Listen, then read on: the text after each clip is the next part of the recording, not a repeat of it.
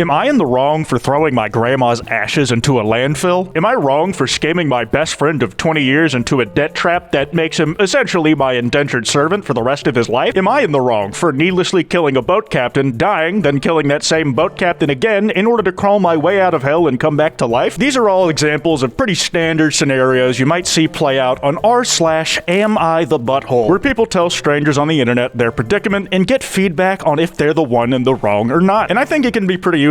Like, it can be vindicating for people who are doubting themselves in a vulnerable situation, having that outside affirmation that they didn't do anything wrong, that they did the right thing. Other situations aren't so cut and dry. They come with complications and nuance, my least favorite things. But inevitably, some of these stories are going to end with the person posting it being an a-hole. That's just how it is, law of average. But on occasion, you can tell who's in the wrong long before you reach the end of the post. In comes r/am I the devil, like from the Bible. The only thing people do here is find posts where the original poster is akin to the Antichrist. They find stuff in confessions, r/self, relationship advice, true off my chest, true Christian, you name it. These guys are like bloodhounds for this stuff. If you enjoy this video, this card at the end will take you to another like it, and subscribe with notifications on so you never miss an upload. Scotland divorce. Can I go after ex-wife's daughter's income? That's like 3 degrees of separation, man. You better come with a staggering legal argument. My wife and I are separating due to irreconcilable differences. It appears it's going to be a clean split on the finances. I'm buying her out of her half of the house, etc. Okay, clean split, that doesn't seem like something that needs a legal advice post. My main issue is my wife moved out to stay with her daughter, which leaves me to cover all the household bills, etc. Yeah, that bills for the house that you now entirely own? I earn £80,000 a year, so it won't be an issue. Then why are you making it one? But up till now, we'd always split bills 50-50, so I grew accustomed to it. Did you also get accustomed to having a wife? Because guess what? That's gone too! My wife is only on a minimum part-time wage, so I don't think I would be able to go after her salaried income. However, now she lives with her daughter, who is quite well off. She has little expenses other than food, phone bill, and car payments, and I'm assuming her daughter will be paying my wife's way. Once the dust has settled here, I'm going to be spending more every month and she will be spending less. Sounds like you're just shit at deal making, man. She got your ass. Is there any recourse for going after my stepdaughter's income, since it will be being spent on my wife? So would that count as income for my wife? No! The craziest part about this is he doesn't need that money at all. He's not desperate. He bought the house, says he can afford the bills to pay for the house, and he's still trying to fuck over someone who's like not even directly involved, man. You're sick. This is either a complete doofus or some of the greatest rage bait ever written. So apparently this girl did nothing. Am I Satan for not helping defend my group project partner against our professor who wants to fail her for not contributing? I mean, if she really didn't do the work, you owe her nothing, but let's see what you got. I'm in a computer science course for college. I was assigned a random project, 20 female, and we were working on it for most of the semester. We organized it in a way that she would do core parts and I would do plugin modules. However, she did her part in a convoluted way. It was hard for me to understand, and when I couldn't get it to work, she had to do them as well? Okay,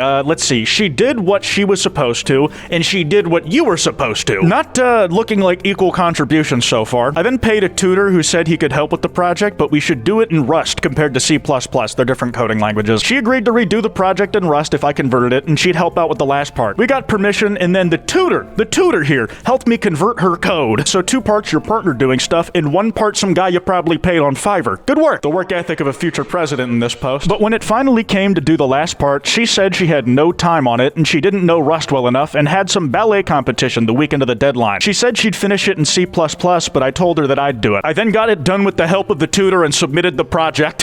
Since the Rust code was written by me in the statement of contribution, I stated that I did all the code and she contributed to the design process and report. However, the professor took that as her not contributing to the code. Only the code is graded, and he decided to give her a 0 on the project, which would lead her to failing the class. She wants me to talk to the professor and is upset at me.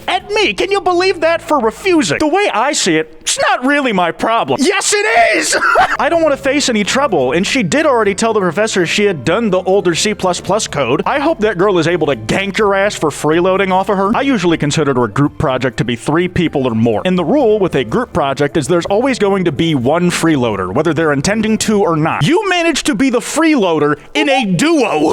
And somehow you convinced the professor it was the person you were working with, and now you get to take all the credit for the original code she made? That's like 2 steps away from plagiarism, dog. Your college's ethics board might be giving you a ring soon. I, 30 male, am starting to resent my wife, 30 female, for not being my ex. I've been with Erin, my wife, for 7 years and married for 5. 5. We have a 2-year-old. 2 years ago, I fell in love with this other woman named Diamond. I never cheated on my wife before, and I still say I didn't. What we had was true love. My wife is kind, but we don't have the spark we used to. I missed that. I filed for divorce to be with Diamond like we agreed. But for reasons unknown, Diamond got cold feet. My relationship with Diamond lasted 11 months. Bro, you got steamrolled quick. Probably occurred to Diamond that you were the type of person who would leave their partner of 7 years for some random woman he met recently. Afterwards, my wife and I got back together because the divorce wasn't official. Now, Erin's a great woman, but she's not Diamond. After getting back with her, every little thing she does bothers me. The way she gets dressed, the way she makes coffee, everything. The way that she walks, the way that she talks, the way that she sneak disses. Unfortunately, I took it out on her by starting arguments and being snappy. You know what's gonna make this home life that I hate living even better? Starting arguments all the time on purpose. The fallout. I realized I needed to take a step back. My wife put the baby to sleep and was going to bed early. She asked if I wanted a snack before I go to bed. I said no. She said she loves me and kissed me on the cheek. I didn't say anything, and she said, "Why don't you love me?" She said, "I'm doing everything I can, but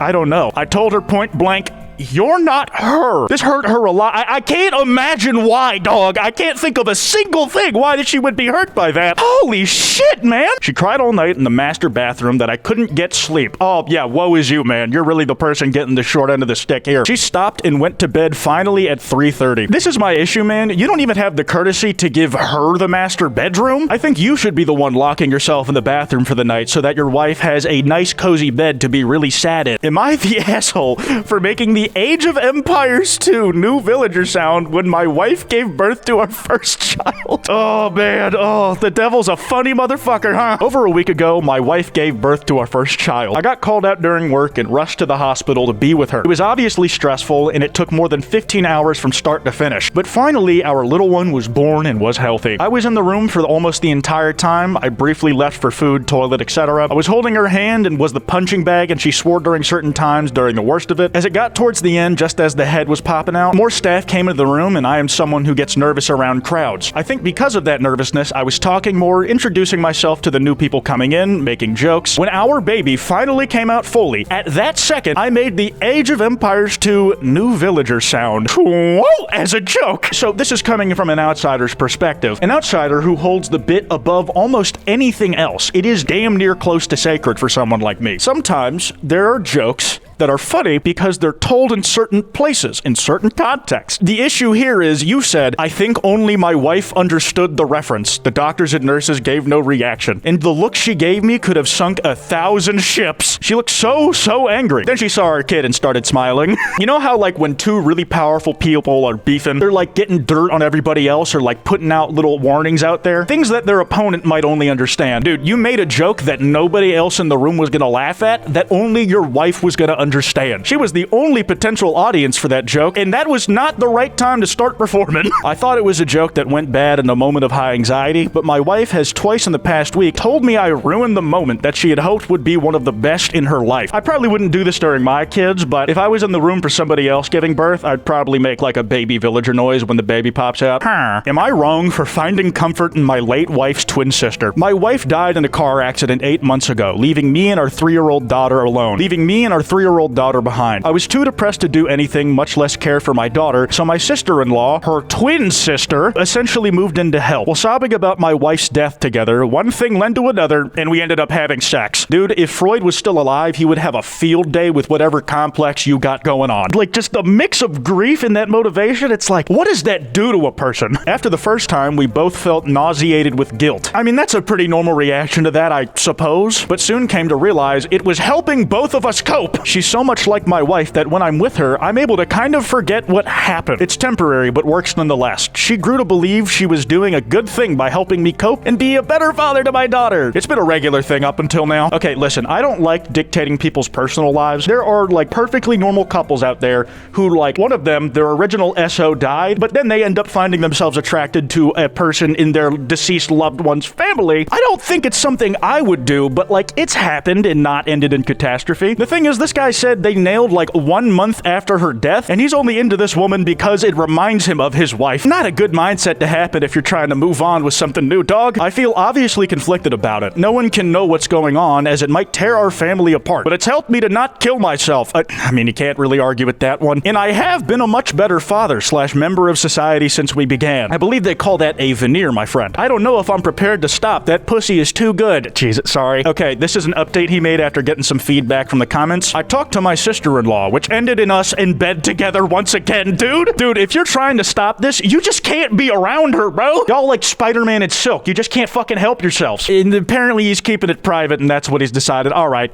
How to make amends with my brother after betraying him years ago. My brother John and I didn't have the best relationship. It started strong, but as I got older, I saw life as a game and spent my time belittling him. Everything was a challenge, and I loved outdoing him, but I started to see him pass me quickly in accomplishments. But the one area I always had, though, was women. He was a lover boy, and I knew how to keep it real. 4 years ago, though, he started dating one of the most gorgeous women I'd ever seen. He was in love with her. I never thought about crossing that line, but a friend of mine told me I couldn't pull her. So I said, fuck it, time to prove him wrong? You said you'd never thought about crossing that line, but a dare from a friend got you to do it? I just don't believe you. You were definitely thinking about that shit ahead of time. It's like, I did it on a dare. I didn't mean to ruin your love life, little bro. It took a few months, but I managed to start hooking up with her. They had been together a year at this point. When he found out, he was hurt and had been no contact ever since. I mean, at least John, the little brother, was able to find out that the woman he thought he loved was actually someone willing to cheat on him with his brother. This impacted me in the most horrible way possible. Oh, you had it the most horrible? I can think of someone else who might have had it, a little shittier. My parents went low contact with me and stopped giving me assistance. I lost a lot of people. I'll be honest, I don't make money. My brother makes substantially more, not just for his age, but in general. My parents are comfortable and retired, and my older sister and her husband make good money. Because of that situation, my sister sided with John, understandably, and she's also low contact but provides me no help. I was very distracted when I was younger. I made bad decisions that led to me working retail job. Okay, so the choice to fuck your brother's girlfriend didn't happen in a vacuum. Got it. You were just chomping at the bit thinking, how much of a stupid 20-year-old can I be? I figured if I can make amends with him, I can start getting the help I need to turn things around in my life. My family would stop being low contact and be more generous. How do you know that? Like, even if your brother forgives you, your parents might still see you as a failure. I texted him the first time in years and got no reply. Messaged him on social media from alt accounts. No reply. I can't just visit him. How do I make amends? You don't. If the dude wants to reconcile, it's gonna happen on his terms where he approaches you. Your broke ass needs some money and wants to make amends with him, so he'll give you some. Like, you mentioned how much money every single member in your family has except for you. If you want to be a scammer, man, just look up Punchmade Dev's wire fraud tutorial. It's all in there. This is not legal advice or an encouragement to commit crimes. Those are illegal and bad. Am I the asshole for banning my brother from bringing his Indian girlfriend to my wedding? Ugh. The title sounds very bad and horribly racist, but let me clarify. I'll give you a shot here, bud. My brother's been dating an American-born girl to Indian parents since last year. Her parents don't like their relationship because he's white, and they probably want her to find an Indian man. He has been trying to gain their approval, but failing, and from what he said, they keep shrugging him off and exclude him. This annoys me because my brother is one of the nicest people I know. In the meantime, I proposed to my girlfriend, and we're sending out invites to everyone. I came to the difficult decision that since his girlfriend's family will not accept him,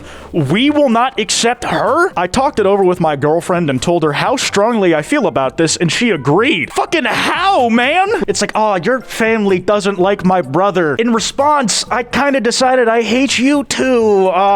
Dude, this is not Hammurabi's code. You don't eye for eye with marriage. Be welcoming and accepting of people coming into your family where they weren't. Do you think things are gonna get better if they find out they've been stonewalled from both angles? I didn't want to spring this on her, so I asked his GF if we could meet, and I sat down with her and explained that in good conscience, dude, you are not in good conscience. Your head is in your dick hole and you cannot see the light for shit. I could not invite her to our wedding if her family cannot accept my brother. I boiled it down to, if they don't want my brother, we don't want you. I mean, have you thought about what your brother wants in all of this? Her family on their own decided that they don't like your brother. So against your brother's assumed wishes to welcome his girlfriend into the family and really just introduce her to everybody, you're like, no, fuck you, kid. She got upset and it caused a huge divide in my family. Congrats, man, you managed to make the relatively stable family situation worse. My brother's against it, but I wanted to do it out of support for him. Ask him, dude, you fucking idiot! Am I the asshole for not supporting my daughter? My daughter, Margot, has been with her boyfriend, Mark, since she was 16. I don't like him, and I think he's bad for my daughter. He convinced her to leave home when she was 18 and go to the same community college and settle down together. She did and got got pregnant at 23 with her first child, Jace. Everyone was happy, but I hated it. I couldn't help but feel like she was throwing her whole life away for this guy, and when she looks back, she's going to regret it. I never said anything, and they went on to get married. They even bought a house together after their honeymoon. Fast forward, and Margot works an office job while Mark is in construction. They both make enough to get by with bills and living expenses on top of daycare for Jace. On Friday, Margot and Mark came over with him because my husband and I have been missing our grandson. When they came over, my daughter had a huge smile on her face and said that she had some news that she wanted to share with us. And with a big smile on her face, she said that her and Mark were having another baby. Oh my God! I'd be so excited. What a time to celebrate. The conception of new life is something truly magical. I wonder what this lady thinks. I told her I didn't think having another kid with Mark was a good idea because Mark isn't the right one for her. 10 years on, by the way. They've been together for a decade. That shit lasted after high school. She got quiet without saying anything and she left. Mark told me I was a jerk before storming out.